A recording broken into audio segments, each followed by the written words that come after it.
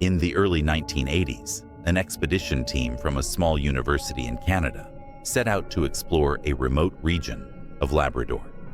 Their goal was simple: document the folklore and oral traditions of isolated villages scattered across the rugged landscape. The journey began innocently enough. The team comprised of 3 anthropologists, 2 historians, and a local guide named Joseph traveled by boat along the icy waters of the Churchill River. As they ventured deeper into the wilderness, the trees grew denser, the air colder, and the silence heavier. They were heading toward a cluster of villages known collectively as Kangikswalujwak, though locals referred to it simply as the Forgotten Place. Joseph, who had grown up nearby but never visited these specific settlements himself, warned the team repeatedly about venturing too far inland. He spoke cryptically of stories passed down through generations, tales of strange disappearances, eerie lights in the forest, and whispers that seemed to come from nowhere. But the researchers dismissed his warnings as superstition.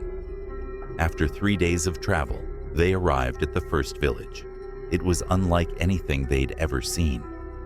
The houses were dilapidated, their wooden walls warped and splintered by decades of neglect. Windows were boarded up, doors hung crookedly on rusted hinges, and the streets were eerily empty. No children played outside, no smoke rose from chimneys, and no dogs barked in greeting. It was as if time itself had abandoned this place. "Where is everyone?" asked Dr. Emily Carter, the lead anthropologist, her voice trembling despite her best efforts to remain composed. Joseph didn't answer. His face was pale, his eyes wide with something between fear and recognition. He muttered under his breath in Inuktitut, words the others couldn't understand, but instinctively felt were prayers. As they explored further, they discovered signs of recent habitation. Plates of half-eaten food sat on tables, clothes hung neatly in closets, and beds were still made. It was as though the villagers had vanished mid-life, leaving everything behind. The strangest detail, however, was the absence of decay. Food hadn't rotted, wood hadn't crumbled, and even the flowers in window boxes looked freshly watered.